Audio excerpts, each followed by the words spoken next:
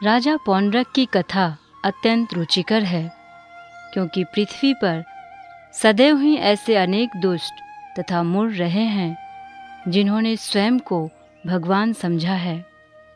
भगवान श्री कृष्ण की उपस्थिति में भी ऐसा एक मूर्ख व्यक्ति था। उसका नाम पौंड्रक था और वह स्वयं को भगवान घोषित करना चाहता था। जब भगवान श्री बलराम वृंदावन गए हुए थे, तब करुष प्रदेश के राजा इस पौंड्रक ने भगवान श्री कृष्ण के पास एक दूत भेजा। यह राजा अत्यंत घमंडी तथा मूर्ख था।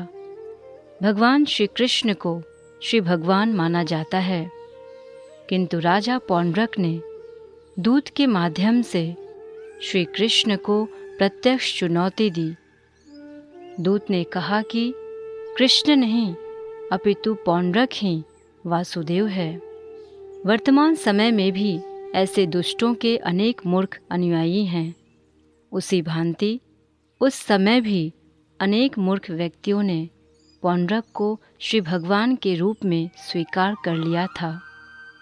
पौंड्रक अपनी वस्तु स्थिति का अनुमान न लगा सका, अतएव उसने मिथ्या ही स्वयं को भगवान वासुदेव समझ लिया। इस प्रकार दूत ने श्री कृष्ण के समक्ष घोषणा की कि अपनी अहेतु की दया के कारण भगवान पौंड्रक समस्त दुखी मानवों के उद्धार के लिए ही धरती पर अवतीर्ण हुए हैं। अनेक मूर्खों से घिरे हुए इस दुष्ट पौंड्रक ने वास्तव में निर्णय कर लिया था कि वह भगवान श्री वासुदेव है। इस प्रकार का निर्णय निश्चित रूप से बचपना है।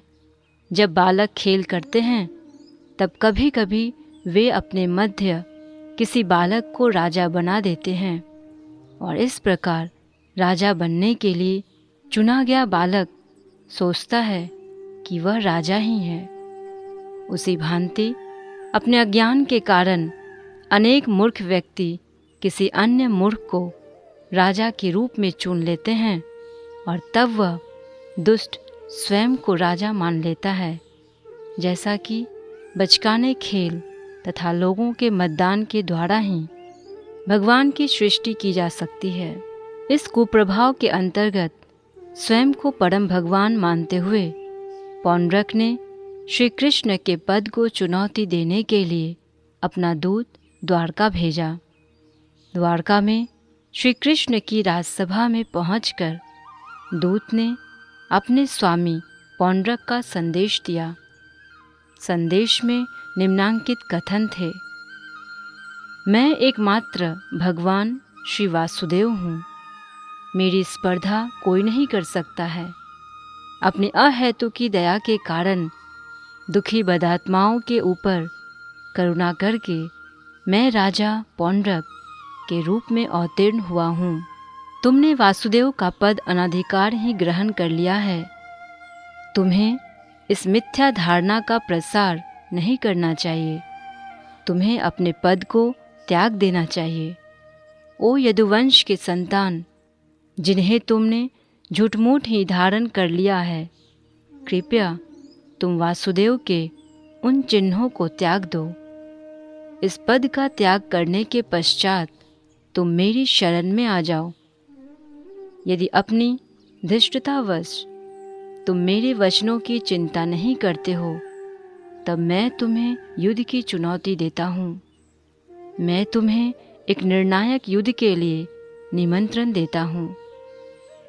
जब राजा उग्रसेन सहित राजसभा के समस्त सदस्यों ने पौंड्रक के द्वारा प्रेषित इस संदेश को सुना, तब वे काफी समय तक उच्च स्वर से हंसते रहे।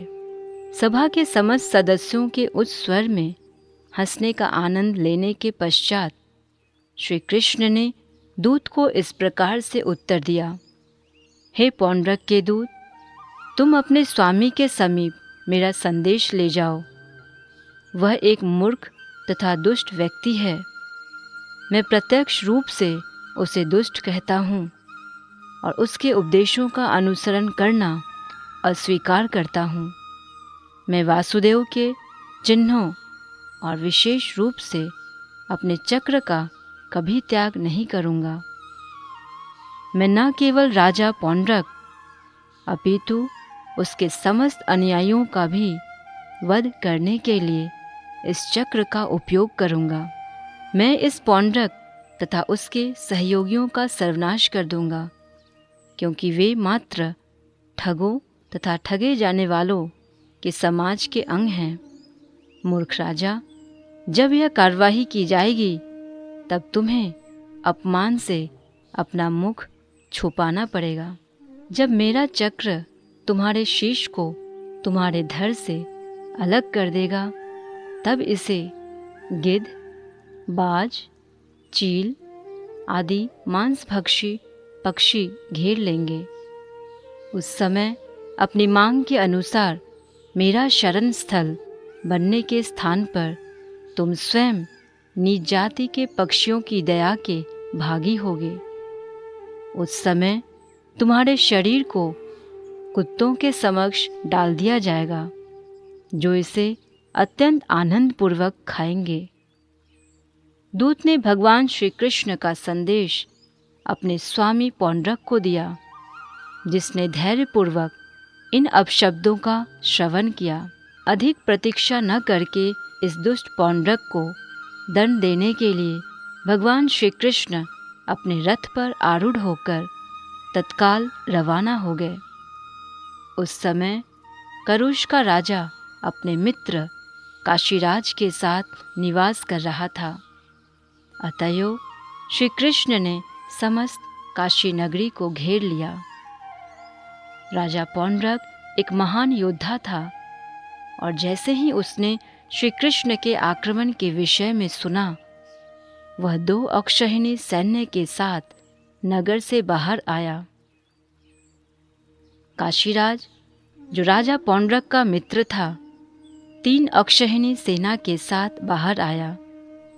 जब भगवान श्री कृष्ण का सामना करने के लिए वे दोनों राजा भगवान के सामने आए, तब श्री कृष्ण ने प्रथम बार पौंड्रक को प्रत्यक्ष देखा।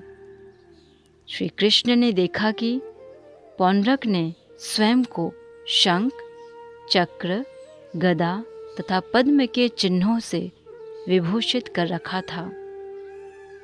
वह शार्ग धनुष लिए था और उसके वक्ष पर श्रीवत्स का चिन्ह था। उसके कंठ में एक नकली कौस्तुभ मणि शोभायमान थी, और भगवान श्री वासुदेव का पूर्ण रूप से अनुकरण करते हुए उसने एक पुष्पमाला धारण की हुई थी। उसने रेशमी पीतांबर पहना था, और श्री कृष्ण का पूर्णतः अनुकरण करने से उसके रथ के ध्वज पर भी गरुड़ का चिन्ह था।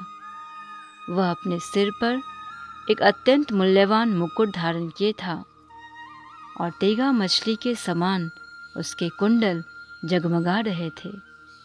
किंतु समस्त वस्तुओं पर ध्यान देने पर उसके वस्त्र तथा अलंकार स्पष्ट रूप से अनुकरण मात्र दिखाई देते थे। कोई भी समझ सकता था कि वह झूठा वेश धारण करके मंच पर वासुदेव का अभिनय करने वाले किसी अभिनेता की भांति ही था। जब भगवान श्री कृष्ण ने पौंड्रक को अपनी मुद्रा एवं वेशभूषा का अनुकरण करते देखा, तो वे अपने हंसी न रोक सके, और इस प्रकार वे अत्यंत संतोषपूर्वक हंसने लगे। राजा पौंड्रक के पक्ष के सैनिक श्री कृष्ण पर अपने शस्त्रास्त्रों की वर्षा करने लगे। विभिन्न प्रकार के त्रिशूल, गदा, लाठियाँ, भाले, कटार, तलवार एवं वाण सहित समस्त अस्त्र लहर की भांति भागते हुए आते थे, और श्री कृष्ण उन सब को काट देते थे। उन्होंने न केवल शस्त्रास्त्रों को अपितु पौंड्रक के सहायकों तथा सैनिकों को भी उसी भांति छिन्न-भिन्न कर दिया, जिस प्रकार प्रलय के समय विनाश की अग्नि प्रत्येक वस्तु को जलाकर भस्म कर देती है। श्री कृष्ण ने शस्त्रों के प्रहार से विपक्ष के हाथियों, रथों, घोड़ों एवं पैदल सैनिकों को इधर उधर बिखरा दिया। रणभूमि में चारों ओर पशुओं के शरीर और रथ बिखर गए। युद्धभूमि में घोड़े, हाथी, मनुष्य, गधे तथा ऊंट गिरे पड़े थे। यद्यपि विनष्ट रणक्षेत्र प्रलय के समय शिवजी के तांडव नृत्य के स्थान की भांति दिखाई दे रहा था, तथापि श्री कृष्ण के पक्ष के योद्धा यह देखकर अत्यंत प्रोत्साहित हुए और वे और भी शक्तिपूर्वक युद्ध करने लगे। इस समय भगवान श्री कृष्ण ने पौंड्रक से कहा, पौंड्रक, तुमने मुझसे भगवान श्री विष्णु के चिन्हों और विशेष रूप से चक्र को त्यागने की विनती की थी। अब मैं इसे तुमको दूंगा। सावधान, मेरा अनुकरण करते हुए तुम मिथ्या ही स्वयं को वासुदेव घोषित करते हो। अतएव तुमसे बढ़कर मूर्ख और कोई नहीं है। श्री कृष्ण के इस कथन से यह स्पष्ट हो जाता है कि कोई भी दुष्ट जो स्वयं को भगवान कहकर विज्ञापित करता है, मानव समाज का सबसे बड़ा मूर्ख है।